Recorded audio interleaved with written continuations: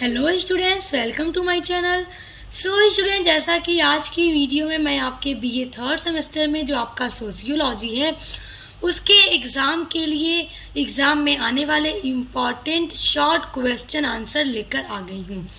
क्योंकि देखिए, अब बहुत जल्द सभी यूनिवर्सिटीज़ में एग्ज़ाम स्टार्ट होने वाले हैं और मैं आपके सभी सब्जेक्ट के model paper important question answer की वीडियोज़ लगातार अपलोड कर रही हूँ ताकि आप लोग पढ़ करके तैयारी कर करके अपना एग्ज़ाम अच्छे से दे सकें।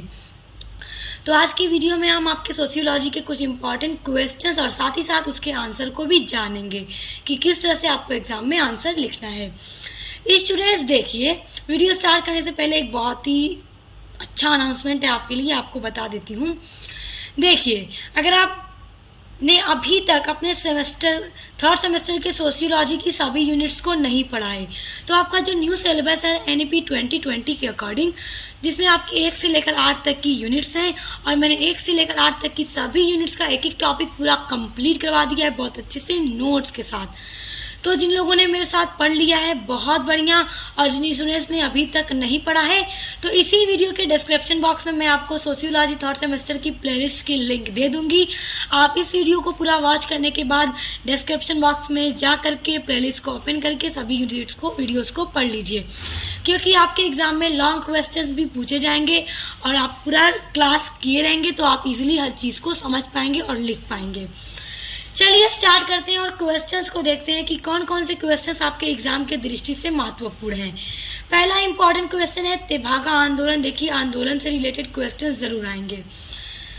देखिए, तेभागा आंदोलन का समय बताइए और यह किस प्रदेश से संबंधित था, किस प्रदेश में ये हुआ था। देखिए, जो तेभागा आंदोलन है वो 1946 से 50 ईस्वी में हुआ था। इसका जो टाइम है वो 1946 से 1950 ईस्वी है और इसकी शुरुआत त्रिपुरा के हसनाबाद से हुई और यह आंदोलन बंगाल तक फैल गया। यानी इसकी शुरुआत कहाँ से हुई?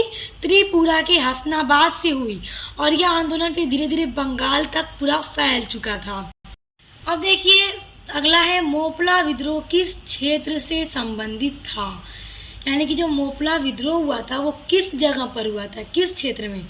तो केरल के मालाबार क्षेत्र में।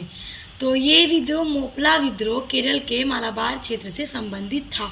इसी तरह से आप लोग इसको याद कर लीजिए, एग्जाम में इसी तरह के प्रश्न आएंगे। अगला है इंडियन विलेजेज पुस्तक के रचनाकार कौन है? Most important question. ये जो बुक आप देख रहे हैं इंडियन विलेजेज, इस पुस्तक का जो रचनाकार है वो अक्सर एग्जाम में आता है, तो इसके जो राइटर हैं वो हैं M.N. श्रीनिवास। तो याद रखिए M.N. श्रीनिवास। अगला आपका प्रश्न है संरचनात्मक प्रकारात्मक परिप्रेक्ष्य से क्या तात्पर्य है। देखिए, ये जो टॉपिक है ना आपका संरचनात्मक प्रकारात्मक, ये एग्जाम में आपके जरूर आएगा। तो चलिए इसका उत्तर देखिए। समाज शास्त्र में प्रक्रियात्मक जो संरचनात्मक सिद्धांत का जो आधारभूत आधार है वो ये है कि समाज को स्वयं नियमित व्यवस्था मानता है जिसके अनेक अंग एक दूसरे से जुड़े हुए हैं और परस्पर आत्मनिर्भर है। यानी कि समाज में जो भी चीजें हैं वो एक दूसरे से जुड़ी हुई हैं और सभी एक दूसरे पर निर्भर हैं। व्यवस्था समन्वित पूर्णता को महत्व देती है, न कि विभिन्न भागों को, और इस प्रकार अंतर्निर्भरता का अंतर संबंध यह दर्शाते हैं कि एक भाग में परिवर्तन होने से अन्य भागों में भी परिवर्तन होगा। यानी कि अगर समाज के किसी एक भाग में परिवर्तन होगा तो उससे रिलेटेड और भी अदर भाग में भी परिवर्तन होगा। अगला आपका क्वेश्चन है उदग्र गतिशीलता से क्या आशय है। देखिए, आज की वीडियो में जितने भी मैं छोटे छोटे ये प्रश्न बता रही हूँ, ये प्रश्न आपके एग्जाम में जरूर पूछे जाएंगे, इसलिए इसको चाहे तो आप स्क्रीनशॉट कर लीजिए या फिर अच्छे से समझकर याद कर लीजिए या फिर अपने नोटबुक में आप इसको नोट डाउन कर लीजिए। देखिए, उदग्र सामाजिक गतिशीलता का अर्थ है किसी व्यक्ति या सामाजिक वस्तु का एक सामाजिक स्तर में स्थानांतरण होना। यानी कि कोई समाज का व्यक्ति है या कोई वस्तु है, वो एक सामाजिक स्तर में जब उसका स्थानांतरण हो जाता है तो उदग्र गतिशीलता है। अगला है कि भारतीय पुनर्जागरण का जनक किसे कहा जाता है।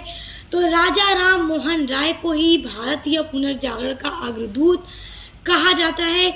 और सुरेश, पुनर्जागरण की शुरुआत किस देश से हुई? तो इटली से इसकी शुरुआत हुई थी। अगला प्रश्न है कि ब्राह्म समाज की स्थापना किसने की थी?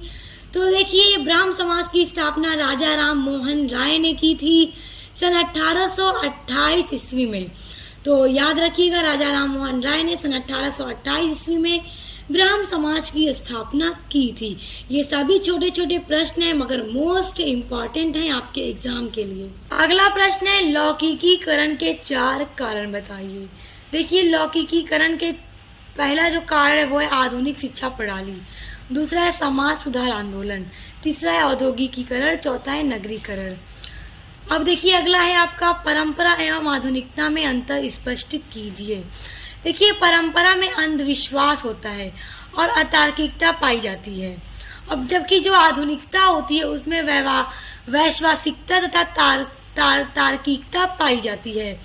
तो ये छोटा सा प्रश्न बहुत ही इम्पोर्टेंट है, आपके एग्जाम में ये पहला प्रश्न जरूर आता है कि परंपरा और आधुनिकता में क्या अंतर है। और ये सभी जो टॉपिक हैं आपके सिलेबस के अंदर, आपके यूनिट में, ये सभी पूरा डिटेल में मैं पढ़ा चुकी हूँ।